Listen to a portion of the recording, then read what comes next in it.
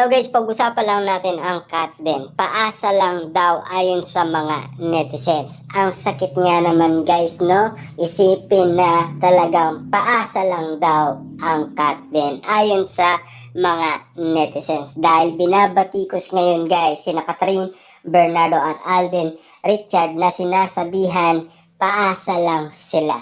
Dahil sa mga ayuda moment na ipinakita kasi nila at ipinaranas sa maraming tao.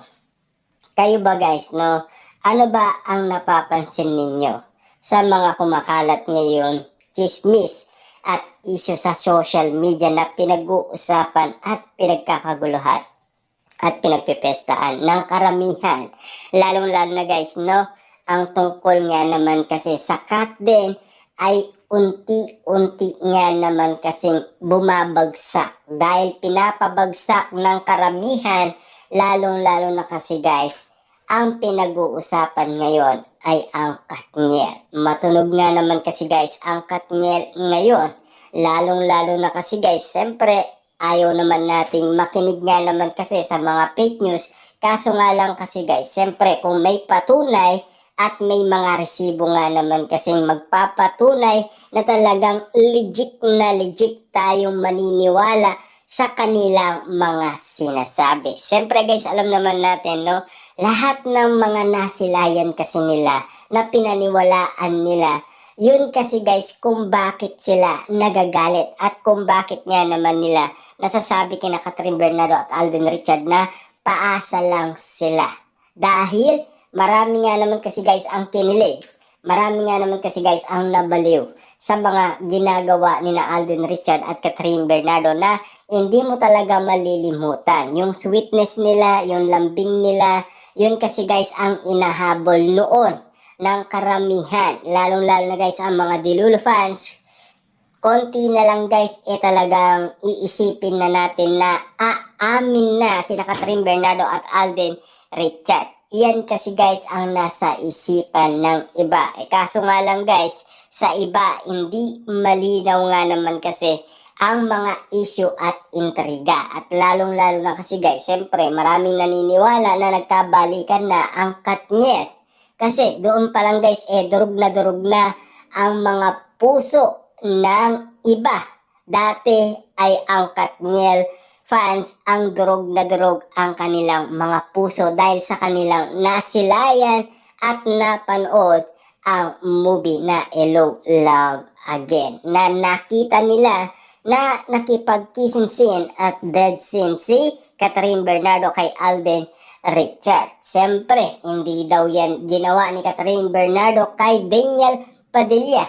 Sa malamang kasi guys, ayaw kasi ni Daniel Padilla gawin yun kay Catherine Bernardo dahil ginagalang niya nga naman kasi. Yan kasi guys ang mga isyong nalalaman natin dahil yun kasi guys ang mga nilinaw sa atin ng balita. At lalo-lalo guys pinag-uusapan na talagang antindi ng galit ng mga netizens sa cat din na talagang nauunawaan naman natin sila.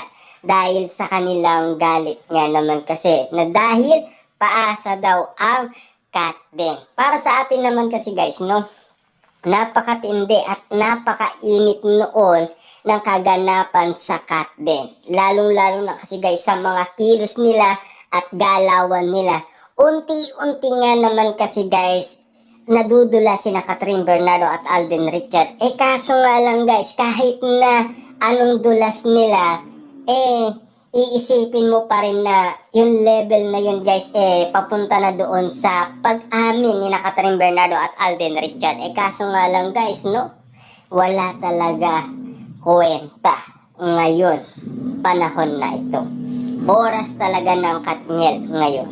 Masasabi pa rin natin guys na talagang iba na ang pinagdadaanan ng cat din ngayon. Dahil sa mga nasilayan ng mga netizens dahil galit na galit nga naman sila sa cat din. Dahil paasa daw talaga sina Catherine Bernardo at Alden Richard. Wala tayong magagawa dun guys sa iniisip ng mga netizens. At lalong-lalo na guys, siyempre, lahat kasi na pinakita ng cat din, talagang grabe ang mga ayuda. Kahit na si Derek Cathy, tinamaan, MJ Felipe, Mami Min Bernardo. Kaso nga lang, wala pa pala doon sa stage na inaakala natin na talagang papunta na doon. Kaso nga lang kasi guys, lahat nangangarap nga naman kasi at lahat kasi ay naniniwala. Siyempre, dahil sa kanilang paniniwala at dahil sa kanilang naririnig ngayon, ay unti-unting binabatikos nila sina Catherine Bernardo at Alden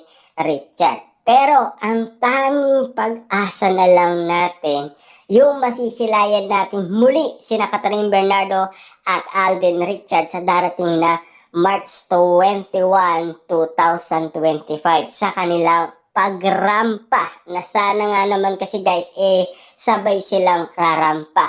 Kaso nga lang guys, nang dahil sa mga issue na babalitaan natin na baka solo na lang daw silang rarampa. Ayon kasi guys sa mga netizens, nagalit nga naman kasi sa Katden dahil malaki ang paniniwala nila kay Sian Gasa na talagang ang pinag-uusapan ngayon at matunog ngayon, walang iba kundi si Daniel Padilla at Catherine Bernardo na nagkabalikan na daw, nagkaayos na 99.9% na nagkabalikan na daw ang Katniel na sana may mga ebidensya at may mga resibong magpapatunay na talagang totoo ang inala ng iba.